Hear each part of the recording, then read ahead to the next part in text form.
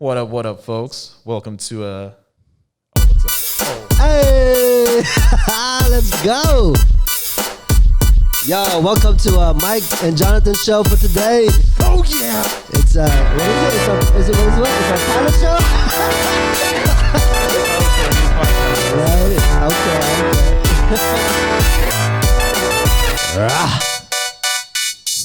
What up, folks? Welcome back to another episode of Mike and John's podcast. Yeah, Lil John. Yeah. I'm just kidding. Welcome back to another episode of the Pick Your Brain podcast, the podcast to showcase creatives, mental health, social issues, and community empowerment. I don't need no intro. Y'all know who it is. Champ. The champ, and you know who it is. Mike D, what's up? And as y'all can see, it's just us. It's just us. Just us. Just the two of us. Yo, where the other two at? What's happening? What's happening today? Nobody go to the lake near my house. There's a lake by your house? Did you say lake? Technically a reservoir, but nobody go over there. So a couple of folks were busy, Kyle and C Money. So it's just the two of us for today, man. Yeah. So what's going on? How you feeling? You know, as far as today, 'cause I always got assignments due on Sunday nights, that sort of stuff. I got my shit done early. Right before? Yeah, I don't know what the fuck I was writing, but I got it done. Wait, what was your assignment? So, like, I'm taking a course on cultural theory. Okay. So essentially, it's just you understand how culture works. We talk about representation, discourses, that sort of stuff. So, like, the reading and stuff, that's just easy, bro. Okay. But these prompts, they make no fucking sense. Like, the concepts that we're learning in the books is fucking easy, but the questions that we're asked to, like, respond to on the quizzes make no fucking sense whatsoever. Do you have a sample question? So there's this one book that we're reading. It's called The Latino Threat. Latino Threat. The Latino Threat. So it's a book written by the homeboy Leo Chavez. And so basically it pretty much talks about how Latinos, or now in 2021, right, Latinx folks, they're perceived as a threat in America. And so the author covers some ground on, like, certain prominent, like, narratives, discourses, dialogues about Latinos. And so the prompt was, it was like based on some analysis the author did in the book, analyze some of the responses by immigrants in response to identity binaries and boundaries of Americanness, and, you know, the response to the Latino threat narrative. But it's like, it's kind of vague. It doesn't have specifics. So I'm just sitting there like, what the fuck am I going to type? Has that something to do in regards to, like, there's this future census of by 2040, 2050, a lot of the population would be like other than white. Oh yeah, big time. So one of the biggest things, right, statistically speaking, by 2050, minorities are going to be the new majority here in the United States, but Latinos are a rapidly growing population, so we're most likely going to be, like, the majority in the, like, minority demographic. And so, you know, alongside with just the border politics and that sort of stuff, it scares a lot of white people, bro. They're like, oh my God, there's a lot of Gutierrez and Rodriguez and Alvarado around the corner, just on my block. You know, those are Filipino last names too, right? No, I know. Yeah. No, that's thanks, Spaniards, you fucks. We have the same colonizer. Yeah. So you're studying Latinx studies. Correct. Okay, so what is the most significant thing in your studies that you've learned that had a huge impact on your view of the world? Holy shit. I think it's going to be one of the classes I took this year. Which is? It was a class taught in Spanish. It's taught in Spanish? Yeah. So check this out, dog. So I had to take this class that was taught in purely Spanish. Essay I had to write in Spanish, everything Spanish. And I'm, you know, kind of like most second generation Latinx kids, where we can speak Spanish, we don't really know how to write in Spanish. And what's the other thing here? I guess, like, can understand. So I can understand Spanish, I can speak it, but writing it, Dog, I had to use Google Translate like a motherfucker. Whatever works. Okay, so that was learning to write. So the title of that course was called America Latina, Cine, Dictaduras y Memorias. So roughly translated, Latin America, film, dictatorships, and memory. So pretty much what I loved about this class, and this was always a curiosity of mine. I always wanted to learn more about the dictatorships in Latin America. So that's kind of what this class emphasized and highlighted. So every week it was a new country in Latin America, and we got to get like a little briefing on what was going on in the politics in that country, the dictatorships that took place historically. There. Yeah, and so the reason why I love that class so much is that, you know, I had already learned about dictatorships in Guatemala, Nicaragua, El Salvador, Chile, Argentina. And then when I looked at the syllabus, I saw Mexico and I was like, we have a dictatorship? Yeah. But upon learning about that, I realized, and my professor so conveniently placed the title of that week because it was always like a country, but there was always a title to it. Right. And so my professor conveniently put the perfect dictatorship.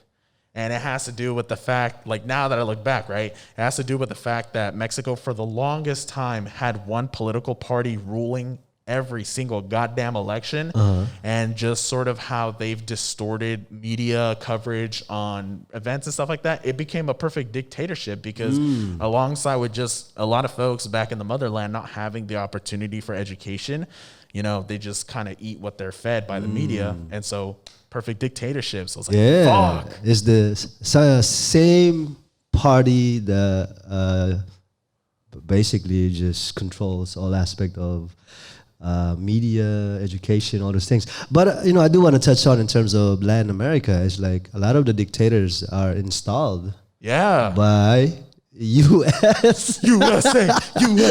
And so they install dictators and support these dictators because it serves their interest in essence. And so, and if the leaders of a certain country are not able to work with the U.S., they label them as communists or a terror or so on. So, but then, like, you know, a great example that in the Philippines is like Marcos, right? He was a dictator for over 20 years. What was the last name? Marcos. Oh, that was last name? Yeah. What was the name of that? Because I had heard of, I guess, what is the president, right? Oh, the current president is a... Well, not the current one, but that president. Was Ferdinand Marcos. There we go. There we go. Yeah. I know a little too about that. Yeah. So he was a dictator in the Philippines for over 20 years, and he was supported by the U.S. Yeah. He was he supported in terms of like aid, militarily, economically, and it was one of the ways that the U.S. able to maintain and deepen the dependency. In terms of the U.S. because they bankrupt. And they really bankrupt the economy. Like, you know, when he came in, or Ferdinand Marcos came in, the dollar was 6 pesos. Around roughly like that. And when he left, there was like around 27 pesos. Shit. And ever since, the rest of leadership have always been self-serving in essence. That actually like devastated the economy. And now the dollar is like over 50 pesos. Yeah. Are you familiar with the United Fruit Company? Oh, yeah. So one of the countries in that class that I was just so fascinated with learning about was Guatemala because of its president at the time. Oh, shit. Damn, I already forgot on the spot. Oh, no. The Guatemalan president? Yeah, Guatemalan president. But I'm going to remember the name. Okay. I'm just very excited right now, so my mind is cluttered. But essentially, this guy ruled from, I think, 1940s to 1953, 54 until he was ousted in a coup d'etat. But essentially, the United States ousted him as a communist, a threat to, you know, America's national security, and whatever. Democracy. And the thing is, it was all part of a plan hatched up by the United Fruit Company at the time because there was a redistribution of lands that was going on, unused lands by the United Fruit Company. And so the CIA took a look into this guy and they found no communist affiliation whatsoever. In fact, he idolized President Roosevelt, FDR, his economic policies and all that sort of stuff. So it's just sort of like they looked into some shit on him, found out, oh no, He actually wants more of like a welfare state. He's like center right, you know, in his political beliefs. And, you know, because of propaganda and media spread, it was just, yeah, he's a communist. Let's oust him. Bam. And so it's really about accessing their resources. Yeah. Right. So a leader in a country won't allow the U.S. to access their resources, and they want to give it to the people. Then they're labeled as, you know, other, right? Yeah. But in terms of if they work with the U.S. in actually allowing them to extract all resources and people's labor, and no matter how bad that leader is and killing everybody or whatever have you, they will never say anything. They will actually support it in essence. And so, yeah, like history of the U.S. I remember now. Jacobo Arbenz. There we go. That was the name. I knew I was going to remember, y'all. I wasn't going to disappoint. Yes. Yeah, Jacobo so it's Arbenz. about multinational corporations coming, most of it coming from the U.S., who want access to third world countries' resources. And they use economically, politically, and militarily to be able to access these resources. So that's real, man.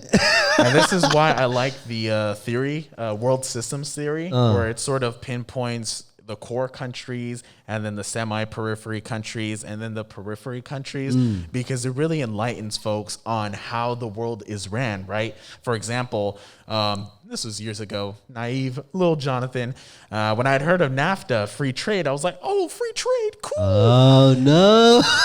I mean, keep in mind, bro, like this was back when I was in high school, For sure. Because that's when I was barely dabbling into politics. Yeah. So I was like, free trade. Oh, great, that's cool. It's free. And then, the word free is in there. Free. Yeah. Hey, do you want a free ice popsicle? Free. That's right. You want a free shirt? Free. We're trained to like free. The word free is good. So you put it in a policy that's not necessarily great or serves the people.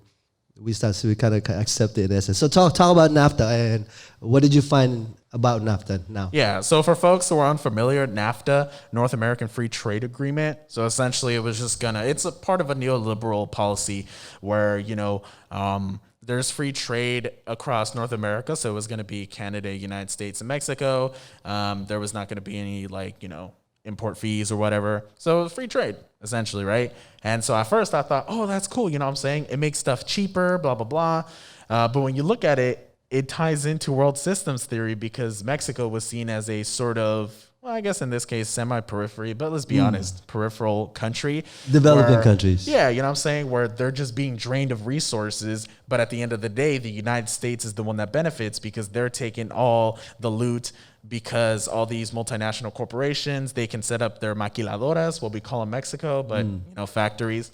So you got factories over there at the border of Mexico, cheap labor, mistreatment of workers, that sort of stuff. So there's that abuse. They make our products and, it's just sort of like the companies reap the benefits. In addition to the cheap labor, they actually dump their products to that country.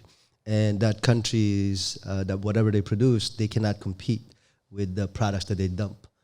So that is one aspect of, like that free, they call neoliberalization of economy in terms of having U.S. access or any imperialist country to have access to third world countries. Yeah. Access to labor, access to the resources, and there's access to market. Right? Yeah. You know what? We didn't even give the audience a warning. We got political.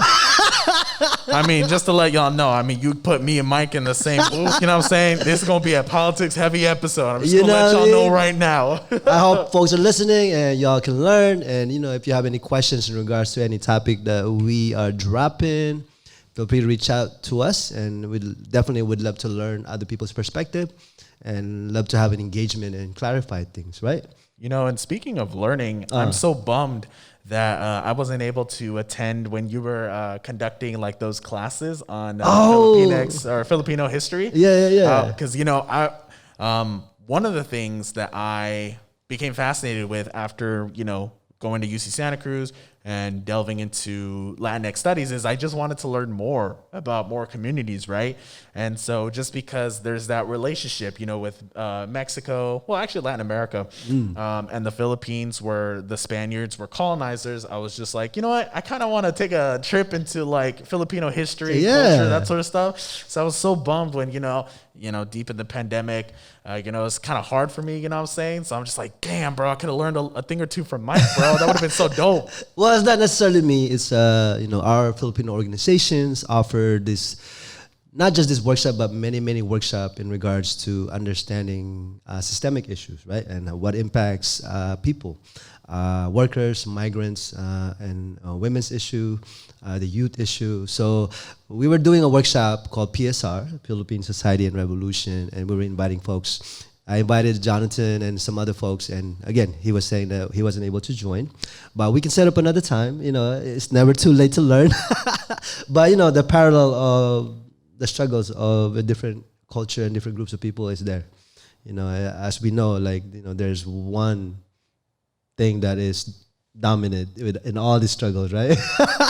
We don't have to say it's just real. You know, it's just U.S. imperialism. We'll say it anyway. Yeah, and I think another thing too is I thought about once I graduate, I'm planning on going into a master's program, but for the meanwhile, I'll wait because I was supposed to do the application to get started this fall, but like, dog, I had 1 week to get all my shit together. You know, all the shit for the application. I was too burnt out from school.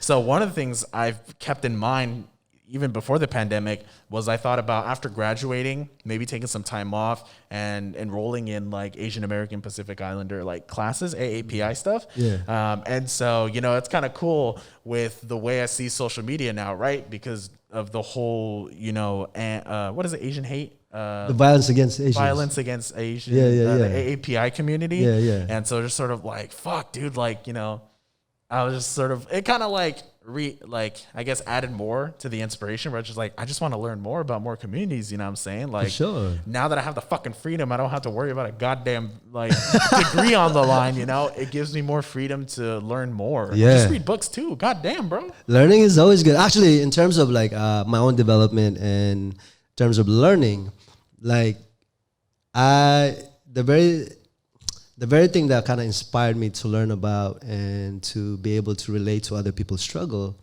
is learning about my own struggle. The moment that you learn about your struggle as a community, as your people, then you can start to relate other groups of people in their struggle. It's like, oh shit, we go through the same shit. Yeah. Oh shit, we have the same enemy.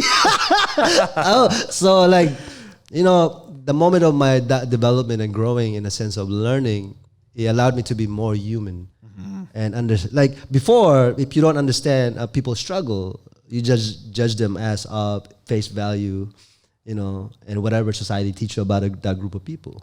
But I think again, that moment of me learning about my own struggle as a people, as a Filipino, that was the moment that I'd be able to actually look at another person and understand the humanity and their struggle, not just on an individual basis, but on a collective basis. And so, yeah, that's like been the greatest thing in terms of my own development, is really learning about struggle and what folks are fighting for in terms of, you know, liberation movement. And so, yeah. Kind of reminds me of that one saying that I've heard Kyle mention in our podcast: no history, no self. Yeah. No history, no self. No self, yeah. So again. Yeah, actually, there was a conference, I guess, keynote I attended on Thursday from one of my big... Just this Thursday? Yeah. Okay. One of my biggest inspirations. His name is Dr. Cesar Cruz. Okay. He has an organization in Oakland called Homies Empowerment. And my God, bro, like the first time I heard this guy speak when I was going to De Anza, holy shit, bro, just so inspirational. And just the way he speaks and educates folks, like, God damn, bro. I remember, I don't know how, but I got his number, and then I messaged him after the show, and, you know, I was just like, you know, thank you so much, you know, it inspired me, that sort of stuff, made me feel a lot better about, you know, myself and, like, my community struggle, and, you know, it was sort of like, you know, this guy got some clout, you know what I'm saying? He's not going to reply to me that same night, dog. he replied back, he's like, hermano, you know, and all this sort of stuff. I was like, holy shit. And so when he hosted another keynote this Thursday, it just, you know, it was awesome being able to kind of go back to the first time when I heard him. Yeah. Just his inspirational voice, inspirational message. And one of the things that stuck out to me was when he talked about the 20-foot border. And it was like, don't let that, you know, fool you, because you have a 21-foot ladder. What is your 21-foot ladder? And he just talked about his history, that sort of stuff. So it's just like, fuck, man, that's the inspiration I need right now, bro. Ugh. No matter what they put in front of you, you can overcome it. Yeah. That's your takeaway. Yeah, so I'm just like, fuck, man, I'm pumped, bro. I'm pumped. No, how does it feel like, you know, I can understand like someone you look up to and be able to actually just engage just like a normal people, you know? Yeah. Like I can feel like, oh my God, like, you know, especially like someone you look up to, like that's so fucking dope. Yeah, dude. So it's like, fuck, dude. Have y'all met anyone that you look up to? And, you know, how did that make you feel? You know what I mean? And so, yeah. And so sometimes, you know, you get shy, but then once you start to engage, you're like, oh shit. Oh, you know, now that we're mentioning this, for my followers, my friends, and just PYB followers, Okay. I actually met Kendrick Lamar. What? I met Kendrick Lamar. I have a picture with him. Hold the fuck up. When was this? When did you do that? 2017. It was right after he dropped his album, Damn. Oh, damn. Yeah. Straight up, bro. He was performing at Oracle, and funny story. I think his tickets were dropping on May 4th or Cinco de Mayo of that year. And I asked one of my like former teachers, right? Because he had like plugs to like computers, that sort of stuff. So I was like, dog, help me out with this ticket. I'm trying to get VIP tickets. If I can't, fuck it. I just want to go to the concert. But if we can get VIP tickets, let's get it popping. So this dude, he helped me set up like 15 Chromebooks. Okay. All logged into Ticketmaster. And then I brought my laptop because like, fuck it, let's help our odds. Right. And so we did it. And, you know, right when like, I think it was like 10 a.m. hit, bam, you know what I'm saying? We're all on the computers, blah, blah, blah. And so, funny enough, it was my computer that was able to land me a VIP ticket. Oh, shit. And I was just like, fuck it, I'm buying this. How much was it? $600. Oh, shit. I knew it was going to be that crazy. But the reason why I went for it was because I wanted to meet Kendrick. For sure. I literally got to sit this close to Kendrick. Right. I got a whole picture and stuff. I'll post it on Wait, that was part of the VIP ticket that you were able to meet. And that was the reason why I got the VIP ticket, because it was a meet and greet. So I was like, holy shit. And so, you know, when my computer hit that shit, bro, I got the VIP ticket. I fucking bought it. I was like, fuck it, we're set. And so the day came around, the concert. Obviously, you had to go early to, you know, park and then get to the whole meet and greet and shit. And so they gave me like a goodie bag. There was some cool stuff there. But, you know, the thing for me, bro, fucking Kendrick. Right. But this was my first time ever going to a meet and greet. So, I mean, you didn't know how to act. not like, that. I didn't know what to expect. Right. I had seen like TV shows and shit. What am I supposed to do over here? You can go like backstage and kick it and chill, that sort of stuff. But this was so quick, bro. Like 5 seconds. It was just for the photo op. Bam, done. You're done. And I was so bummed because I had brought one of my favorite albums by him, To Pimp a Butterfly. Real ones know.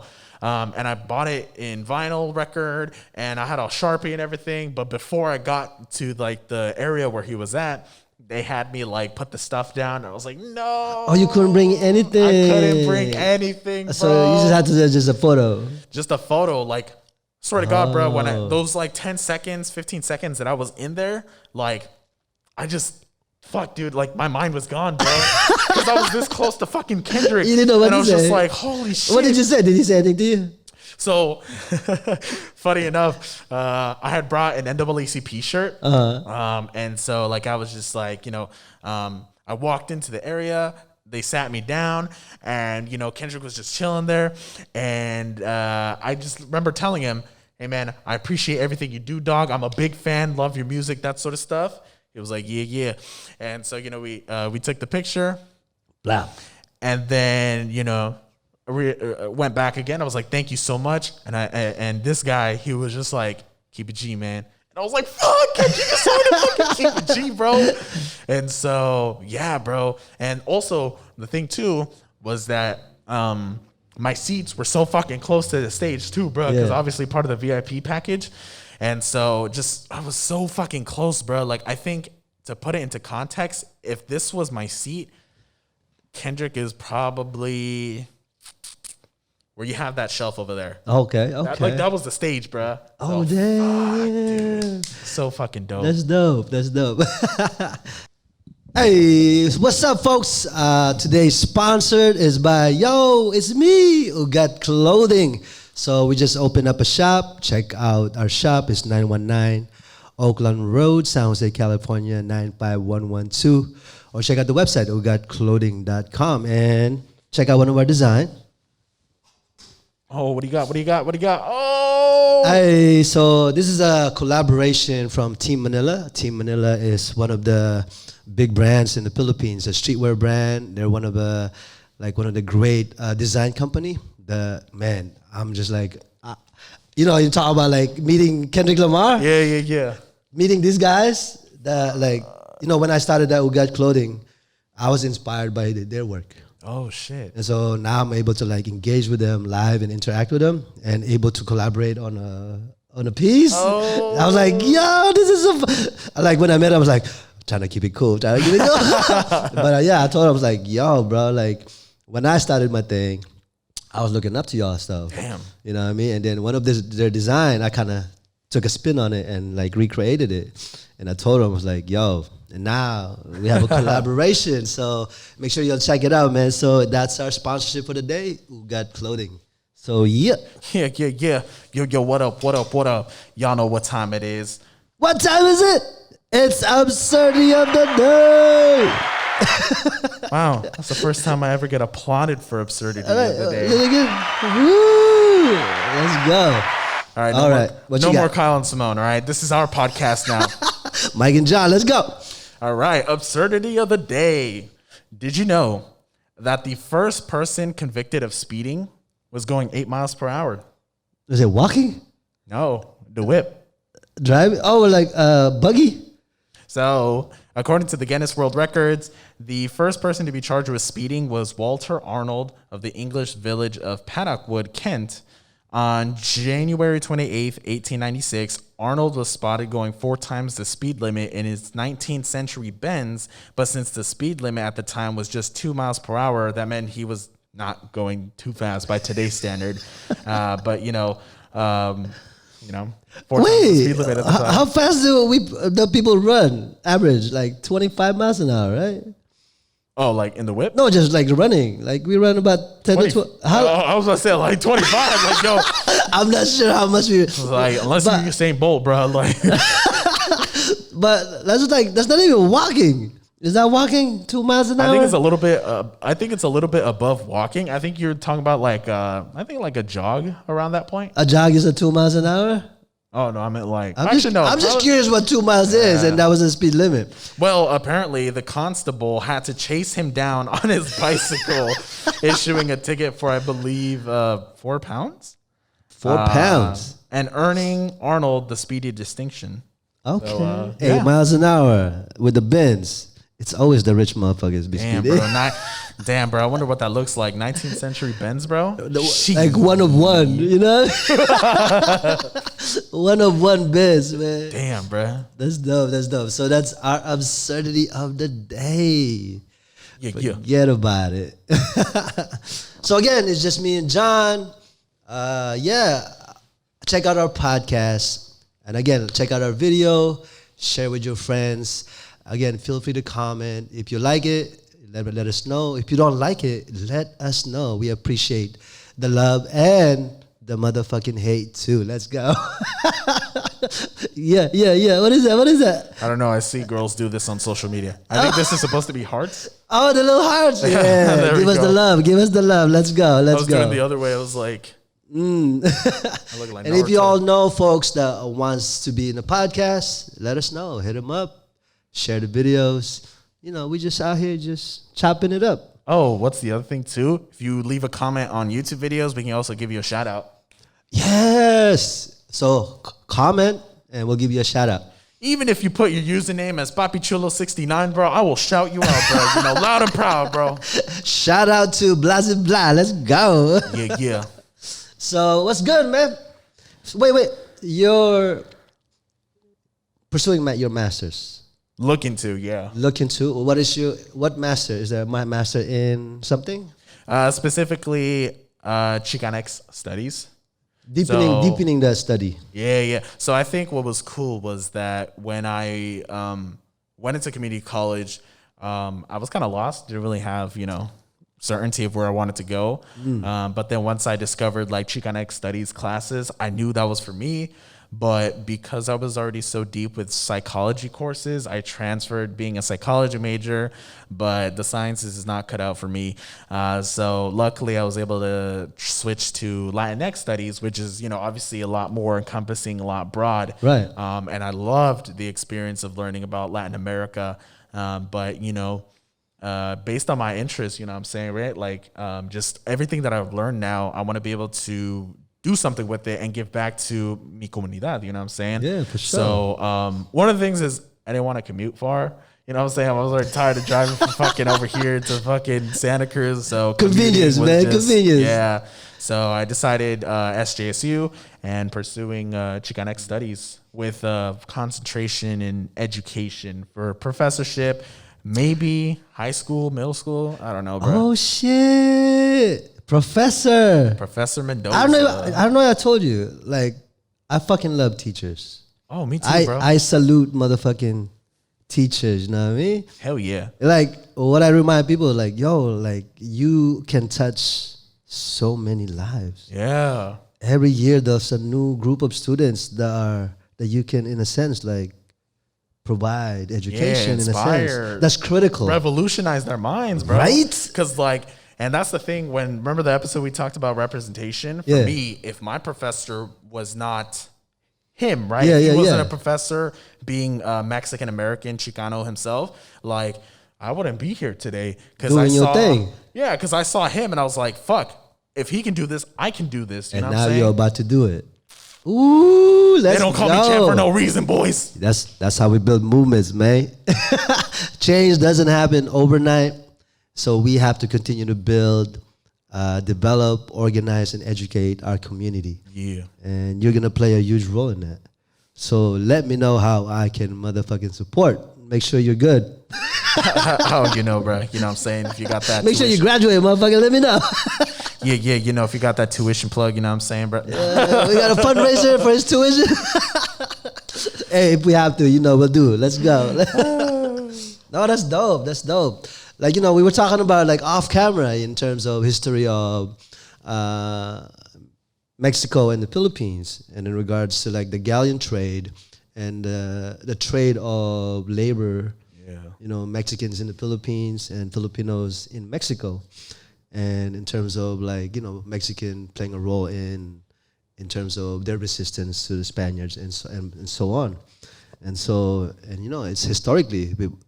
We again back to the point of we have the same colonizers, and we've always tried to fight, So yeah, and I got friends that that are organizing in the Mexican community, and so yeah. Oh, I haven't got a chance to introduce you. Oh shit. Yeah. Adriana. Oh, Nana. Yeah. So I actually tried to invite her to today, but she was out of town, so she couldn't make it, and so yeah, man. So that's. Like I've known her for a long time, and she's been doing work in the community. So shout out to Nana Adriana from my East. Forget about it. Yeah. Shout out. You want to give a shout out to anyone? Shout out my girlfriend. Yeah, let's go. I was kind of put on the spot. I was like, fuck, who do I shout out, bro? I got hella people. Bro, you gotta be quick. Actually, before the shop actually closes at 7. But I closed that earlier at 5:30 so I can join the rally, the march for the Palestinian folks in San Jose. So shout out to, what do you call it? APM _ South Bay.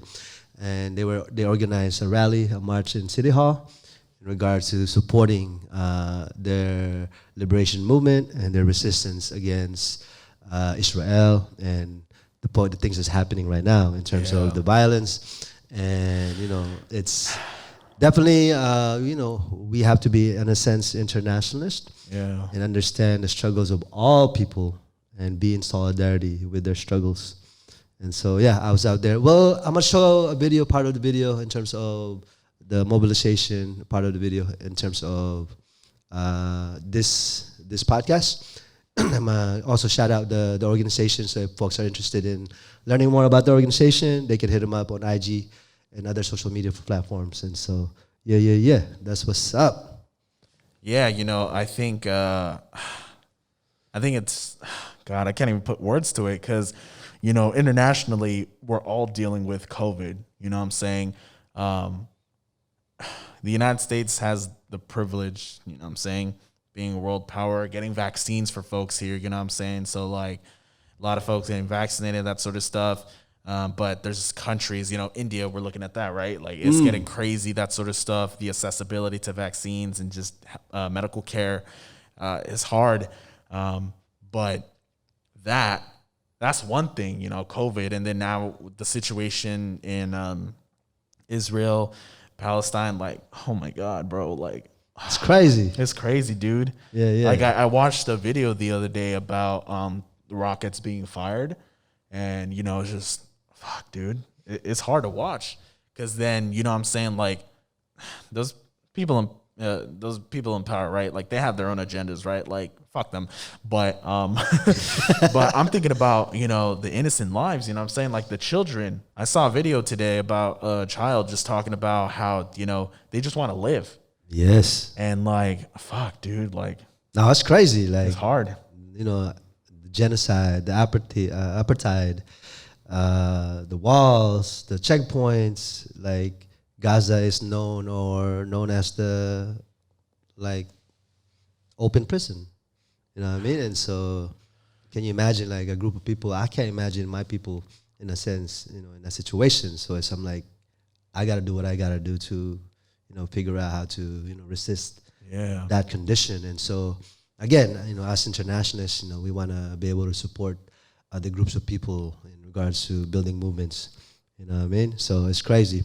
In regards to, like, COVID, like, like, even in the Philippines, like, there's no mass testing, there's no mass vaccinations happening. And so, but they're spending hella money on motherfucking military, police, and, like, organizations that are, like, does not necessarily help the community, and actually, like, targeting. Actually, there was a story where, the Anak Bayan shared that they were using swab testing. They invited the community to, like, just to get tested, but they used that to arrest organizers back home in the Philippines. And so that's what's happening back home. So it's crazy. So yeah. But again, you're right in terms of us being here in the U.S. We have a privileged position, and we can use our privileged position to strengthen that voice of the people that might not have the voice. And we can, have an impact. Yeah, and I think for one thing, right, just being able to educate ourselves on what's going on, that sort of stuff. I did a little bit of that, but don't want to speak too much on it because I don't want to, just say some stuff without being well informed about the situation. But, it just kind of going back to what you mentioned, right, where, a lot of just us communities, right, we're dealing with similar issues. We've dealt with similar issues, and in unity, that's where we have our strength. For sure. Yeah. So again, in terms of folks are curious to learn more about, as Filipinos, I'm Filipino. And if folks want to learn more, are curious to learn more about the situations of Filipino community here locally, also in the Philippines, reach out. And if you have questions in regards to Latinx and struggles of the Latin community here in the U.S. is also in the diaspora and also back, in their homeland, hit my man up. He's going to be a professor, and start practicing. So again, like, that's part of, in terms of what we do as Pick Your Brain podcast. What is our introduction again? Pick Your Brain podcast, a platform to showcase creatives, mental health, social issues, and community empowerment. There you go. Social issues and community empowerment. You remember that shit? I had to, bro. I mean, like every time Simone's not here, I'm just like, fuck. Oh no! I gotta remember. I'm like, So that's the aspect, really for us in terms of like community empowerment, right? And social issues. And these are social issues. And again, if folks want to learn more, just feel free to hit any of us up if you have any questions. And if we don't have the answer, we will find the answer and redirect you to someone that can give the answer. So yeah, that's what we do. And I think another thing too is like even as an educator, right? As my boy Stephen A. Smith, shout out Stephen A. Smith from ESPN, during an interview, he said one of the biggest things about being an educator that you learn is that you never stop being an educatee. You know what I'm saying? So you're always learning. You never stop learning. So even if you think you got the keys, bruh, somebody got a different key for the locks. You know what I'm saying? So it's just sort of like even we can learn from you folks too. You know what I'm saying? So even if you got plugs, you got links, you got information, you got books, etc., you can leave those in the YouTube comments, that sort of stuff. Look, man, I'm just trying to graduate, bro. Like, get free fucking. If y'all have any resources, feel free to share with us. Because we also want to learn more. Exactly. Yeah. Like, I'm so bad at reading, mostly because I see it as a chore. Because you're going to school, you know what I'm saying? Like, read this fucking book and like tell a response. But it's just sort of like I got to get over that first hump. Because once I'm invested, dog, I am invested. You're going in. When you're in, you're in. Yeah, but it's kind of hard to do that when it's sort of like, write an essay on this shit, write a fucking paper on this. It's like, fuck. One of the book that I read, like, I don't really read a lot of books. I read in terms of manuscripts and different workshops I learn. There's a book that I read is the Pedagogy of the Oppressed. Oh shit! By what is it? Paulo Freire? Yeah. And it really highlights in terms of what you were saying that learning comes in many forms. Yeah. And because of our education system, is like the teacher is the pitcher and then the student is like an empty cup that we fill. Yeah. That's not how it works. Learning is mutual. And as you highlighted, even as teachers, we learn so much from students. Mm-hmm. You know what I mean? So like no one is like, oh, I know so much and I can't learn anything from you. No. It's like everyone has individual experience that we can always learn from. Yeah. And so never look at yourself as you know so much that you can never learn from anyone. You know what I mean? So we always like listen. If you listen to people and like just have a conversation. Every time I have a conversation with people, I'm always like, oh, that shit, I didn't know that shit. Oh shit, I didn't know that. You know what I mean? Like, because you have your own experience. You know what I mean? And you deal with certain things in a certain way. And I'm like, oh, I've never done that. Let me try that. So it's always, learning is mutual. So know that.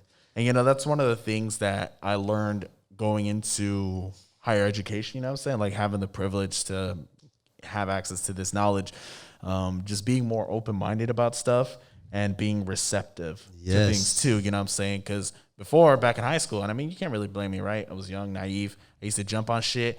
But now it's just sort of like I listen to people talk, whether it's like something political or maybe just like a social issue. Maybe it's just like some IPC stuff, interpersonal communication stuff, right? Like folks got beef with another or whatever.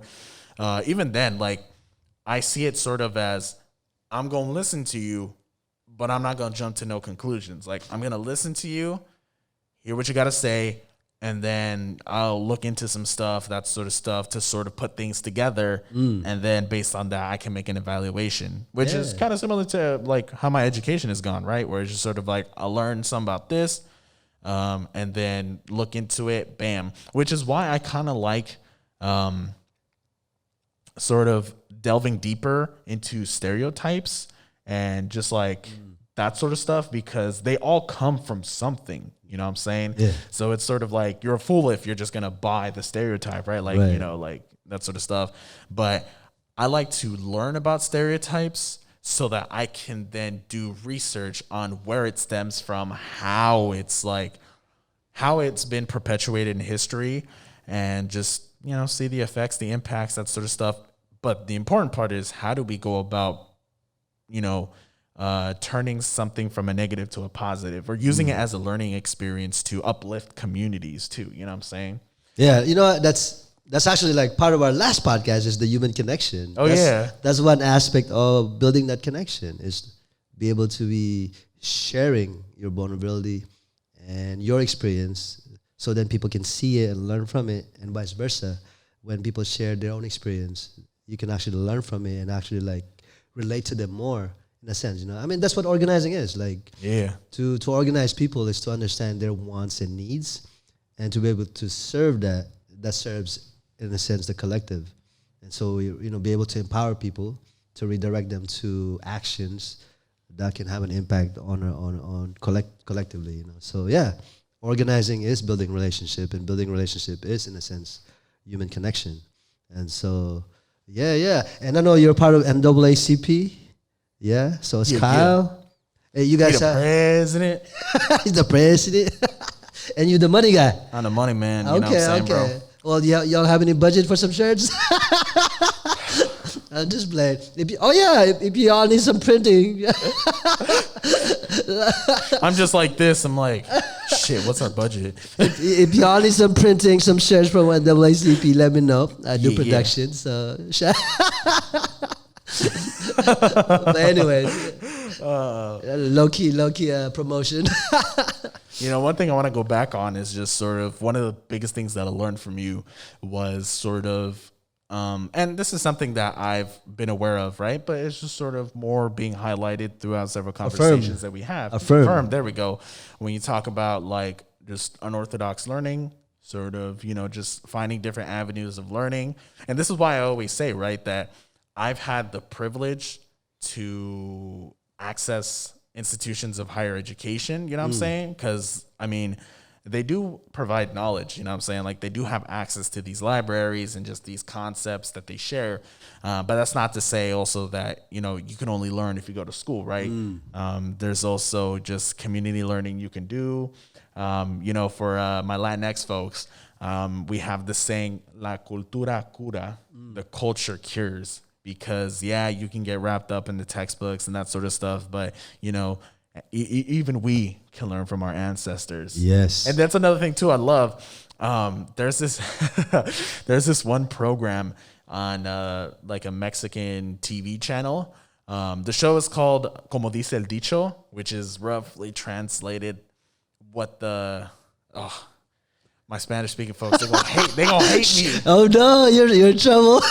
But it's pretty much like what the saying says, but Okay. saying in this context is sort of like wise sayings, you know what I'm saying? And so I always love learning about these different sayings, these Yes. you know what I'm saying? Because they're so That's impactful. part of the culture. Yeah. It comes from a certain behavior or certain instances that's part of our everyday culture, and then you're trying to figure out what that everyday culture and how it's practiced and where that saying come from. Like there's this one saying, I believe it goes, dime con quién andas, Okay. y te digo quién eres. So it's like, tell me who you're with, and I'll tell you who you are. And that's supposed to be like, depending on who your clique is, who you hang around, That's what who you're you gonna hang be. out with. Yeah, exactly. You know what I'm saying? And there's a lot of these sayings, and I just love delving into that because you do a little bit of research, and you sort of see the impacts, that sort of stuff. Like there's this one we have when you get injured, sana sana colita de rana, which means like. Sana sana is supposed to be like caressing, soothing. Okay. So it's like soothe. Sana Frog's butt. sana. Frog's butt. Okay. Frog's butt. Frog butt. Frog butt. Yeah. So smooth frog's butt. So What does it mean? from what I can remember is that the reason why the saying goes like that is because frogs, whenever they leap, they always land on their butt. Okay. And so, they have a moment of rest before they continue leaping. Something like that. Okay. So, you know what I'm saying? So I guess that's kind of how it... So is there a deeper meaning in a sense on a daily practice of people? Well, I mean, like it's usually said when kids hurt themselves. You know what I'm saying? Like maybe they're playing, a kid trips and they're crying. Take your time. And so like the mom will go like, sana, sana, colita, rana, rub a little Vaporub, you know what I'm saying? Vicks Vapor Rub on that stuff. The Mexican cure for everything, bro. That's Filipino too. Vicks is the shit. Yeah, Vicks is the shit, bro. Cure all, motherfucker. So that's just some of the stuff, right? Wait. What do y'all put, like when we put Vicks right in our? Do you get it? You put that too, so you can sniff it and it helps you with like sinus. Well, So not exactly in the same area, not where like the What do you guys mustache is at. But what I grew up accustomed to was that we kind of put it at the tip of like the nostrils, so right like, at the right. opening. Okay. So not all the way in, obviously, right? Right. Burn So like you a can have the motherfucker. scent. But you like rub a little bit of Vicks and you kind of put it at the beginning of your You nostrils. just touch it up. Okay. You know what I'm saying? And I still do that to this day. You know what I'm saying? Like if I'm feeling a little bit of a cold or just congestion, Yeah, I'll just put kind a of little bit. clear you know, your sinus. clear it up. You know what I'm saying? Help me breathe. You know what Yeah, I'm saying? right. And Do you ever put it on your feet? oh hell yeah, What's bro. it? You put it on the bottom of your feet. You put a sock on. You go to sleep. Wake up in the morning. Oh my God, Superman! And then you put it on your chest. Yeah, hell yeah. You know what goes. We put that shit on everything. Vicks, good lordy. You know, see, that's how they market their product.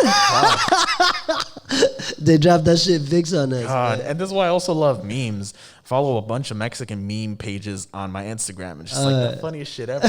Because I found, and see, this is like, I guess you can call me like geeky, nerdy about this stuff because, like, to most people, this is just for humor. You know what I'm saying? Right. But for me, I use this as analysis. Like, I'm just a very analytical guy. Like I've mentioned before, right? Right. I've studied Kendrick's album To Pimp a Butterfly for like 4 or 5 years, just going bar for bar, verse per verse, song per song. But I don't know. I think because of the fact that I grew up naive and just not really knowing stuff. And so as I grew older, I sort of woke up more and I just was hungry for knowledge. And so like, a way that I connect back to my culture, because, you know, being Mexican American, ni de aquí, ni de allá, neither from here nor there. Right. Like you're too Mexican to be American, but you're too Americanized to be Mexican from the fam. And so just that separation, one of the ways I found sort of a connection to my culture was Mexican memes, because some of the stuff I related to, but there was also other stuff that I was not aware of or that I didn't know too much about. And so, you know, every day it's a learning experience. And also a little revisit to my childhood. So that's where you are analyzing the day-to-day saying and then breaking it down on a cultural level to be able to understand it more. Because the moment that you're able to learn, because you didn't know better when you were younger, the more you learn, you're like, now I want to learn so much more. So everything that touches on your culture, you want to understand it on a deeper level. And that's what's happening. Hell yeah, bro. And I think one of the things, going back to what I mentioned way earlier about the keynote with Dr. Cesar Cruz, was that one of the things he's highlighted was, you know, our ancestors have knowledge. And, you know, that stuck to me because he also went on to talk about how, you know, our, like in my case, right? Like my Mesoamerican ancestors, like we built pyramids, that sort of stuff. And now we're having trouble with like graduating high school and stuff. And so I guess, and this isn't to sort of like tokenize myself or anything, but funny enough, when I was in 5th grade, my math wasn't a strong suit. So when I went into 6th grade, like my STAR test, for those that know, STAR test, my STAR test score for math was so bad. And so my 6th grade teacher, he gave me packets on packets on packets of math worksheets and shit. Okay. So that stepped up my game. And so going through middle school, high school, I was very good at math. And so I'll never forget one time in my pre-calculus class, I got the highest. Well, okay, to put some context to it, we didn't have a teacher. Like he was there for like 4 or 5 weeks and then he jumped ship. So we just kept getting subs and subs. So we kind of had to learn on our own. And because math was a strong suit of mine, I was able to sort of pick up on this stuff. And so when we had to take a test, grudgingly, you know what I'm saying, because everybody didn't fucking know what the fuck was going on, I got the highest score. And I just remember this one kid in that class was like, "What? But you're Mexican." And I was like, what? You know what I'm saying? And so I was like, what the fuck? And then the next year, in my senior year, I took a calculus class and sort of like the same shit, right? We took our chapter 1 test at the beginning of the school year. And to be honest, I don't know how the fuck I got such a great score. Like there were like 2 questions that I was like, fuck, I know I'm doing the math wrong, but I don't know where. Fuck it, let's circle something. So there was also an extra credit question and I got that one right. And so in that class, I was the only one in that class that got 101. Everybody else either got perfect or they got like in the 90s, whatever. And keep in mind, I was the only Latinx kid. Or actually, no, I was the only Latinx male in this class. Okay. There was like, there was this chick, Argentine family, that sort of stuff. So she was in there. But, you know, as most, you know, math classes go, right? And this isn't to offend, right? It's just I'm telling you the demographics, right? The majority was Asians. And so when I got my test back and I was like, fuck, I got 101, I was like, holy son of a bitch. But the same shit, right? Just like, but how? You're Mexican. And so, you know, that kind of hit Say what? You know what I'm saying? Well, roll up my sleeve. But you know what I'm saying? And so like I've always been good at math, that sort of stuff. So connecting that back to my ancestors, right? It's just sort of like, dog, we came from building pyramids. You know what I'm saying? Like geometry. We worked fucking astronomy. The calendar, that sort of shit. And while these motherfucking Europeans were dying because they didn't know how to throw shit away, we had such a beautiful fucking land and oh my God, chinampas, and we had such a nice civilization and shit. And then the fucking Spaniards come shit it. Well, I also want to remind folks that, in a sense, like, you know, as a Mexican, and you feel the disconnect in essence, and I know you're trying to reconnect and learning more, but I want to remind folks, it's like the U.S., Canada, and Mexico is America. Yeah. Like, you know what I mean? You're here, you're supposed to be where you at, but in terms of the separation, it is rooted in colonization and imperialism. But this is your land, bro. Yeah, you know, like, you're where you were supposed to be. Sorry, no, but you're good, you know what I mean. But again, it's colonization and imperialism that have removed you and made you feel separated and disconnected you. And so the way to resist that is what you're doing, to learn more, and deepen your understanding of your people from here all the way to back homeland, and then like understand that struggle. And so, like, I want to remind folks, like, you know, when people say, oh, America, people think of the U.S. only. Yeah. But this like, that's become the discourse, right? Like, oh, he's from America. And it's like, dog, there's a whole fucking, there's a whole ass continent, you know what I'm saying, of this shit. Like, you know, we got North America, Central America, South America. Yeah, like, dog. It's a whole motherfucking continent, bro. You know what I'm saying? And that's not to sound also sort of like supremacist either, where it's like, this is my land, blah, blah, blah. Because obviously there have always been other indigenous communities alongside just, you know, in here what we call the United States, right? For sure. But when we talk about like the Southwest and Mesoamerica, you know, like a lot of my ancestry comes from there. But even then, and this is something that I'm also curious too, once I graduate, I'm trying to learn more and more of where my ancestry traces back to. Oh, okay. Because like I've done a little bit of research, but I want to do more. Like I want to understand like what was the indigenous like language or dialect that was spoken before this fucking bullshit Spanish shit. You know what I'm saying? And so and then understanding the migration story, history of all people in America. Yeah, because you know what I'm saying? Like my parents are from Mexico, right? And so when you compare that to distance-wise from the Southwest, what is here, you know, California, Nevada, that sort of stuff, like that's a long distance, you know what I'm saying? So it's just sort of like, fuck, dude. Hey, I just want to know more, bro. People travel long-ass distance without cars. Oh, my God, bro. So this is our podcast for today. We were just chopping it up, you know, learning about each other's shit. And I love that, you know, you're deepening your understanding of your people, your culture. And I think, you know, that's something that I'm also doing. And it's just cool as fuck when you learn something new, right? You know what's cool as fuck? What? That shirt you got right there, Bogey Boys. Hell yeah, bro. That's my shit. I have a vendor, Lil Honeybee. She has a kids' tea. It has like Pogi Boys Club. Yeah. I got a Filipino homie of mine. I call him Pogi. Like he taught me the term. A Pogi boy. So I was like, every time I see him, bro, I'm like Pogi. Yeah. So come to the shop. We got clothing again. 919 Oakland Road. We are just open. I have a bunch of vendors, Filipino culture, anything. A lot of products inspired by the Filipino culture. And so come through. And for our podcast, thank you all for watching. Again, feel free to share. with your friends. Feel free to comment. Tell us what you hate. Tell us what you love. Tell us like, yo, I don't want to hear y'all shit. Shut the fuck up. Yeah. Or tell us what you want to hear. We would love to hear from y'all what y'all want us to be able to speak on. You know what I mean? Any last words? Make sure you visit Ugat Clothing. Hey, let's go. And that is our podcast for the day. Hey. Welcome to Jonathan and Mike Show. Mike Show. Yeah.